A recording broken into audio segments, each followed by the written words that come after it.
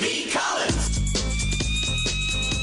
Peter B. Collins, news and comment. It's Tuesday, June 27th, 2017. Mitch McConnell has blinked. He doesn't have the votes to pass the dismantling of Obamacare in the Senate. We'll update you on that. The story just broke moments before I sat down behind the microphone. But I want to begin with a second look at yesterday's surprising Supreme Court action related to the royal decree, the travel ban issued by Donald Trump. And to be clear, we're talking about the cleaned up, the scrubbed second version. The first one was withdrawn by Trump, apparently under some duress. But there's an interesting analysis that kind of eases some of my concerns that I expressed yesterday when this surprise ruling was announced. And I had thought that the court might take the case, but I didn't expect them to take any action to issue the ruling that allows parts of the travel ban to go forward. But I've linked to a very strong analysis by Professor Corey Brettschneider. He teaches at Brown University, and in full disclosure, my stepson went to Brown, and I do have a favorable, if somewhat rosy, impression of that institution of higher learning in Providence, Rhode Island. That aside, the headline of his commentary reads, "Your travel ban isn't safe yet, Mr. Trump." He says, read carefully, the opinion makes it clear that most of the Supreme Court justices think Trump's executive order is likely to be struck down if the court hears the case in the fall. Now, as I mentioned, by fall, the issue should be moot because both the 120-day refugee ban and the 90-day travel ban aimed at the 6 Muslim-majority countries will have expired. Now, it is possible that Trump could try to extend them. My thinking was that if he could get these things to pass muster, that he would find excuses to keep extending them. Well, we're still working on the heavy vetting. I wanted to say petting there. The kind of extreme and hysterical measures that he claims we need to take for people who seek to enter our country from these specific nations. So Brettschneider continues, for the past 6 months, Trump's ban has been on hold, battered repeatedly in a series of lawsuits. The Fourth Circuit Court of Appeals ruled that the ban likely violates the Constitution's prohibition on favoring or disfavoring certain religions, while the Ninth Circuit held that the ban likely violates an immigration law that prohibits discriminating on the basis of nationality. Both of those courts ruled that the ban should be suspended in its entirety. And what the court did, while it gave a minor victory to Trump, pending a full review in the fall, it left part of the ban in place, but only for people outside the United States who lack a relationship inside the country. So that narrows the focus, and it does give relief to many of the people who had been issued visas and traveled to the United States at the end of January, only to discover that the drawbridge had been lifted and the moat had been filled with fresh alligators here in Fortress America. So the analysis here continues. The court made it clear that the Fourth and Ninth Circuits were correct to suspend the ban for those nationals who have bona fide relationships here in the country. In drawing that line, the Supreme Court handed a major victory to the plaintiffs who brought these cases, people with families, the Hawaii Attorney General who sued in part on behalf of the state's universities and its students. But he continues, the real blow to the administration is hiding between the lines. Already the court's logic suggests that it is strongly leaning toward striking down much of the ban when, and I'll say if, it hears oral arguments this October. To enjoin an executive order, as the Fourth and Ninth Circuits did, a court must be convinced that the policy has, quote, substantial likelihood, end quote, of being illegal. By keeping some of the injunctions against the travel ban in place pending the oral arguments, the Supreme Court was indicating that it agreed with the lower courts. Now, this is not how I interpreted it yesterday, so I'm glad to have somebody smarter than me who offers this point of view, which is certainly less irritating. He went on, the justices would not have kept the lower court's injunctions against the ban at all unless they agreed that the ban, at least in part, was likely to be found illegal. So I find this somewhat comforting, because the 9-0 unsigned opinion that was released yesterday I found very troubling. And I regard this as an activist court, an activist judiciary.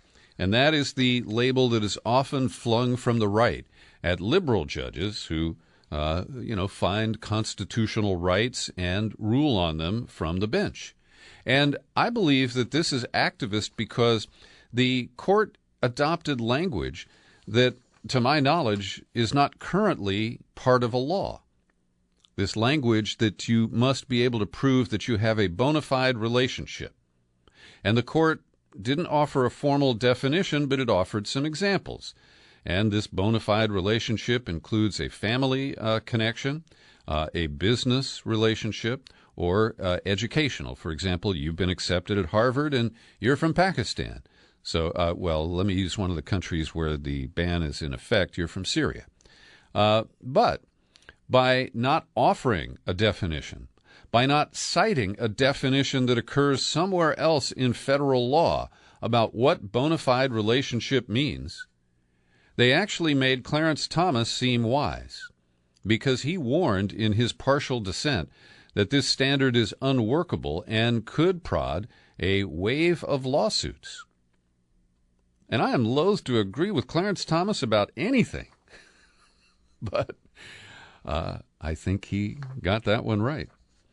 He did fail to call his colleagues activists, and I think he would have been within his rights to do so. Meanwhile, a judge has ruled that more than 1,400 Iraqi nationals, most of whom are Chaldean Christians, are being protected from deportation for the next 14 days.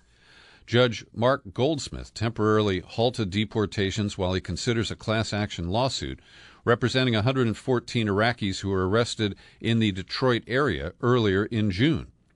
Attorneys say these people, most of whom are a part of the Chaldean minority, could face persecution or death if they're returned to their country of birth. And Goldsmith said that such harm far outweighs any interest the government may have in proceeding with the removals immediately. Wow. Nice to see somebody in the chain of command here has a little compassion and a sense that these lives are really at risk. This is not some theoretical threat.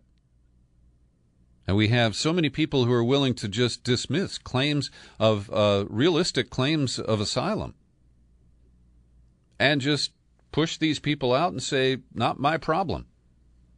It's astounding. In Texas, the tough new sanctuary city law passed by the state legislature, signed by Governor Abbott, and it bans local communities from claiming status as sanctuary city and refusing to collaborate with immigration and customs enforcement. The small border city of El Cenizo is the plaintiff before U.S. District Judge Orlando Garcia, trying to halt this law before it takes effect on September 1st. The claim from Abbott and the Republicans is that this improves public safety because people will be deported, and they presume that anybody who's undocumented has criminal intentions or actual criminal activities. But, of course, the flip side is true, that public safety is affected when communities can't collaborate with the police on ordinary criminal, prevention or prosecution, investigation. And the case that the kind of crime that people are quite concerned about is domestic violence, where victims will not be willing to come forward and name their abusers because that person might end up being deported. And I believe that sanctuary cities are a reasonable local reaction to the hysterical overreach of federal authorities under Trump. We'll see how this proceeds in the great state of Texas. Now to the healthcare debate. Just as I got ready to sit down behind the microphone today, I got a flash alert on my computer that Mitch McConnell has discovered that he doesn't have the votes. The Republican caucus of 52 members in the U.S. Senate is deeply divided, and it appears to be getting worse. So McConnell has pulled the plan to conduct a vote to to begin debate on the measure, because he didn't have enough votes to even get that parliamentary action taken care of. And Susan Collins of Maine, a pivotal figure who's on the mild, not mean side of the Republican divide, she said, I don't see how any tinkering is going to satisfy my concerns about the massive cuts to Medicaid that will harm people in my state of Maine. And on the other side, you've got Rand Paul and Ron Johnson, senators who are very hardliners, who don't care what the impact is. They don't care how many people lose insurance, get sick, or die. They are determined to repeal Obamacare. Just doesn't matter to them what the consequences are. And so that split, along with Dean Heller of Nevada, who was an early announced opponent of the package as it now stands. And then you've got John Kasich, the guy from Ohio, governor there, who ran for president last year, and he is seen as a reasonable Republican. He accepted the Medicare expansion in Ohio, and he is fighting to keep it.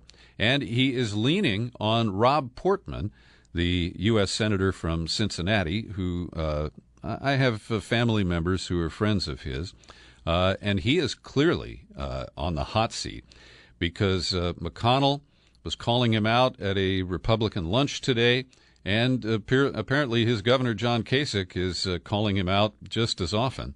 Kasich said, who would lose this coverage? The mentally ill, the drug addicted, the chronically ill.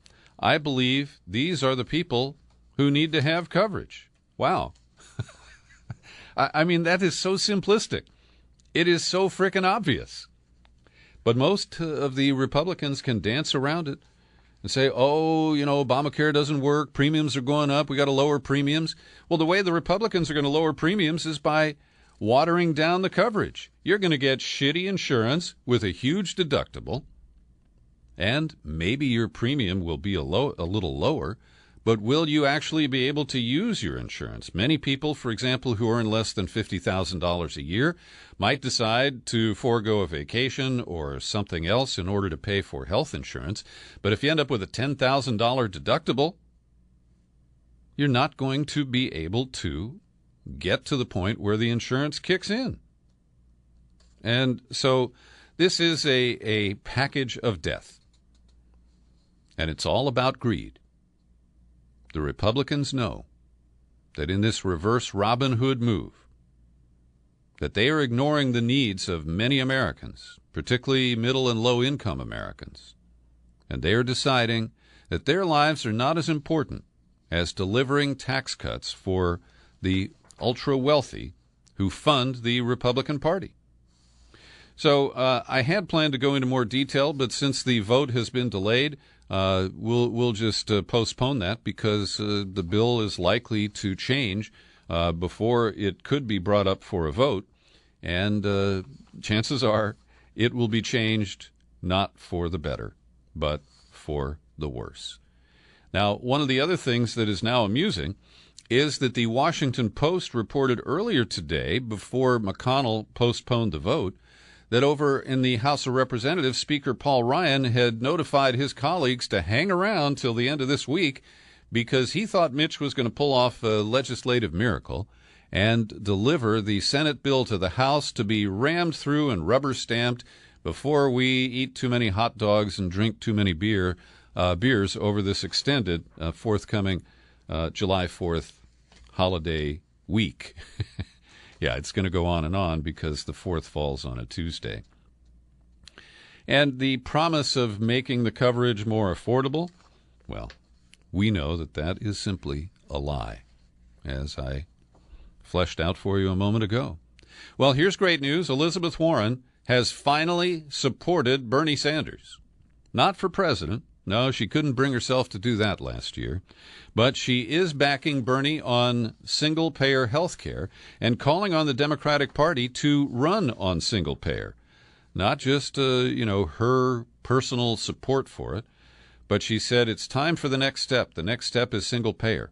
She said Obama had tried to move us forward with health care coverage by using a conservative model that came from one of the conservative think tanks that had been advanced by a Republican governor in Massachusetts, she said, without naming Mitt Romney. So this is an important shift. And it gives Bernie Sanders some support from the left wing of the Democratic Party. And I want to note that here in California, we saw a bill for single-payer health care pass through the state Senate, but it has not been submitted to the California Assembly. And on Friday, the speaker there, Anthony Rendon, pulled the measure, at least for now. It is on a 2-year cycle, so it could be brought up, revived, at any time over the next 18 months. And I actually support the move by the speaker. Now, David Sirota wrote a powerful piece at the International Business Times yesterday, and he correctly cited the political influence from donors from Big Pharma to the medical establishment who do influence the supermajority-controlled House, Democratic-controlled, here in California. And I'm sure that that's some influence. The other influence comes from the incredible effort of the California Nurses Association. Their national affiliate is National Nurses United, and they have been a driving force along with Bernie Sanders. Now, people outside the state are taking potshots at Rendon, at Governor Brown, and others. But the truth is, and I am a staunch supporter of single payer, we had SB 2 vetoed twice by Arnold Schwarzenegger about 10 years ago, and I was quite opposed to Schwarzenegger's moves on that. But this package is not complete. We don't have a funding mechanism. We don't have even the glimmer of approval of waivers from the federal government to convert the subsidies that might come under the bill that's now stalled in the Senate to give states flexibility to use Medicaid money as they see fit.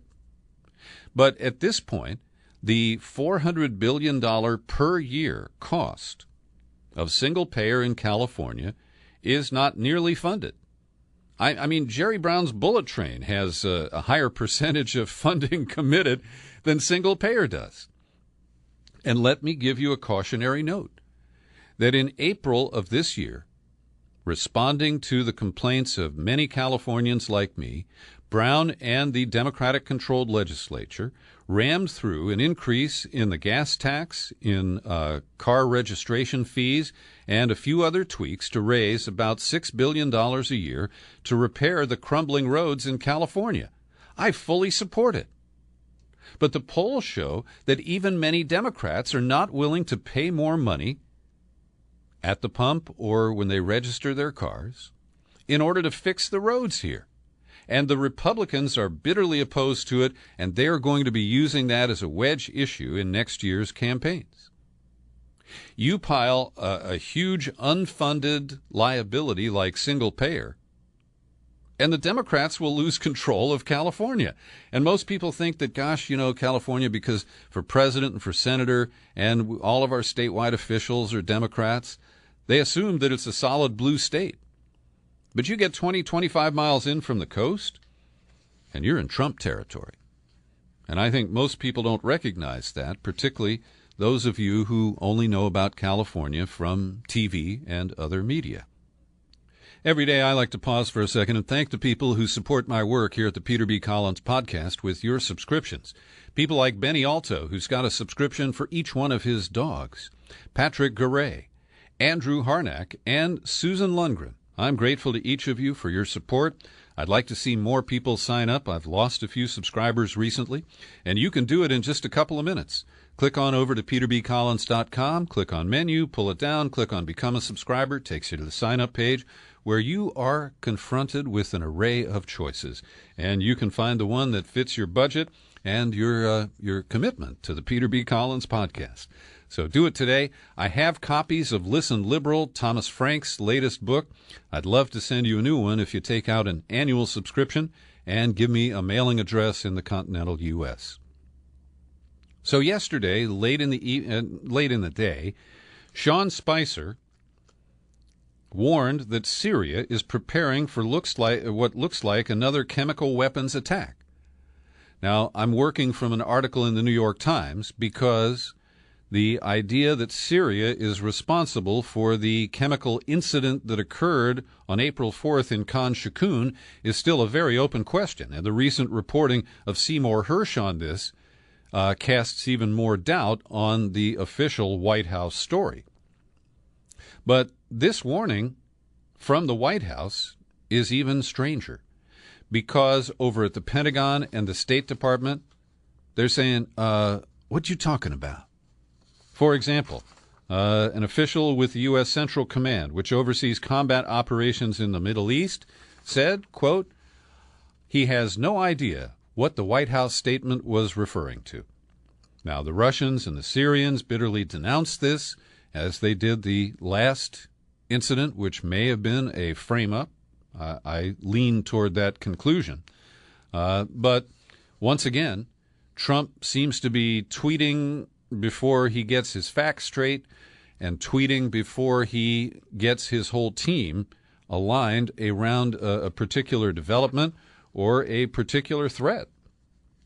And by drawing a red line, as Obama was accused of doing, he sets himself up for being forced to take actions that may be based on faulty premises.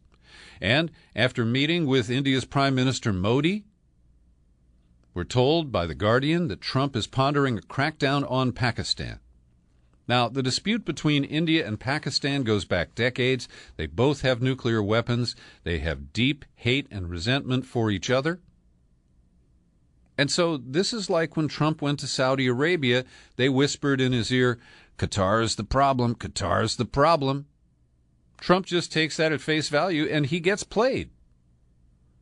And now we're in the middle of this Donnybrook between Qatar and the Saudis and the UAE and Bahrain and Egypt that could compromise the military bases that we have in Bahrain and in Qatar, could lead to a Saudi invasion of Qatar, could be the basis for a new assault on Iran. And Trump, who claims he's so smart and he's got that great brain, this is a guy who doesn't listen to the experts. He knows better. Now, Trump is gloating today because he caught CNN in a fake news moment. You may have heard about this last week. An article was posted on the CNN website accusing a friend of Trump's named Anthony Scaramucci of being involved in a Russian investment fund. CNN has retracted the story and forced 3 journalists to resign yesterday, including Eric Lichtblau, who is a very talented investigative reporter who was just hired from the New York Times a couple of months ago. He joined Lex Harris and Thomas Frank. Let me hasten to add, this is not my friend Tom Frank, who wrote What's the Matter with Kansas and Listen Liberal, but another guy who happens to be named Thomas Frank. And my friend Tom Frank was on Twitter and Facebook this morning denying that he's been fired from CNN or that he ever worked there. And I said, oh, yeah, sure. Glenn Greenwald has a good analysis about the CNN egg on its face. And also, he recaps some of the fake news, the unproven, evidence-free stories that have been reported, mostly about Russia, in the last few months. I've linked to it in the show file for today's podcast, and it's worth your time to read it. Now, James O'Keefe, the video trickster who came out of Breitbart, the Breitbart wing of the Republican Party, he's released another trick video. This one, so far, we don't know all the details and how it was edited and all that, but he has a CNN producer who doesn't work on mainstream news. He is a health producer named John Bonifield. And Bonifield is heard on these videotapes saying that CNN dedicated airtime to the Russia investigations for ratings, but that he personally ultimately believes the story is mostly bullshit right now. Now, this pains me because I agree with his comment, but it's tainted because it's been processed through Jimmy O'Keefe. He's the guy who illegally broke into the phone room of former Senator Mary Landrieu in New Orleans a few years ago and got caught. But this producer goes on, "We don't have any big giant proof. I just feel like they don't really have it, but they want to keep digging. And so the president is probably right to say, look, you're witch hunting me. You have no smoking gun, no real proof." And there's a quote here of Jeff Zucker, the CEO of CNN now. After a news meeting about the announcement by Trump that we're pulling out of the Paris Climate Accord, Zucker said, "We're done with that. Let's get back to Russia." And it's fair to say that Russia has boosted the ratings of CNN and, in particular, Rachel Maddow at MSDNC. This whole thing is starting to crumble. And Trump is kind of on the upsurge. His echo chambers are pushing the message that collusion hasn't been proven, and therefore Trump is going to turn this around, and it will be the Democrats who get exposed for generating a false narrative. That could be true.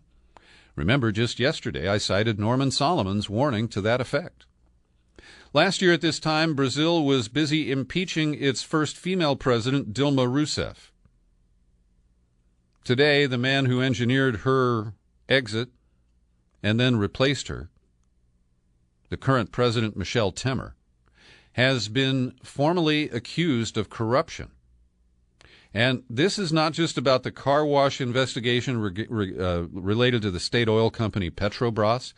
This allegedly is a bribe that was offered between March and April, a measly $150,000 from a former chairman of a meatpacking company.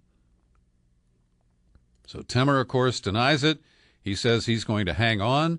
The case goes to the lower chamber of deputies in Congress, which has to decide by a 2/3 vote if the charges have merit.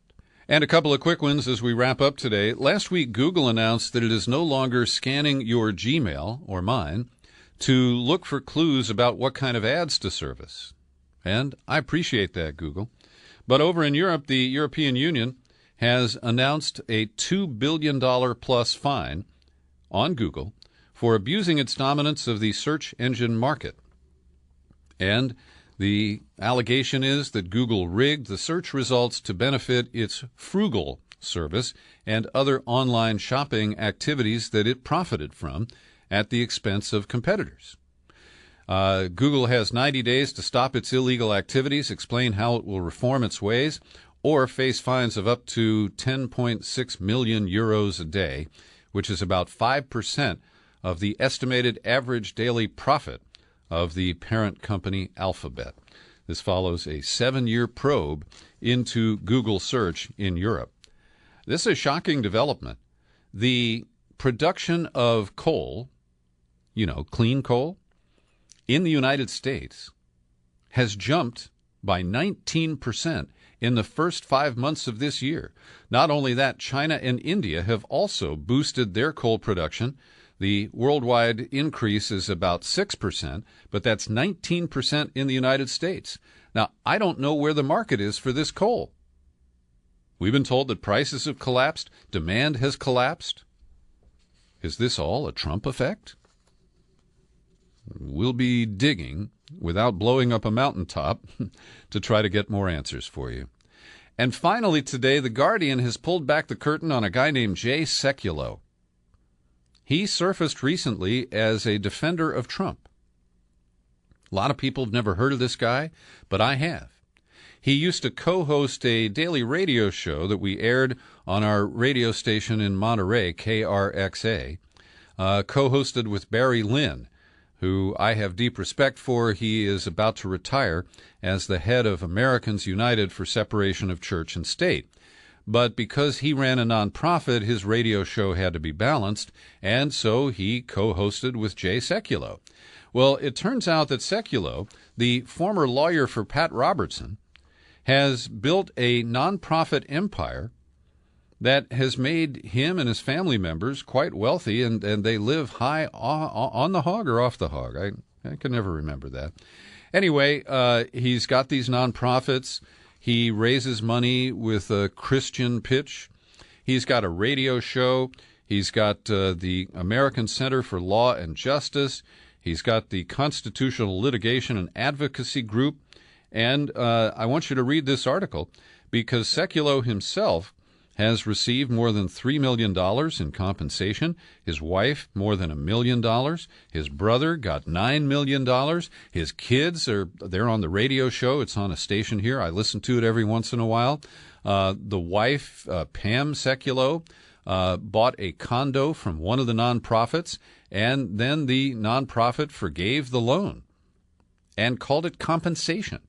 So they're playing all kinds of games that appear to be questionable, if not illegal, trying to catch up with the Clintons maybe.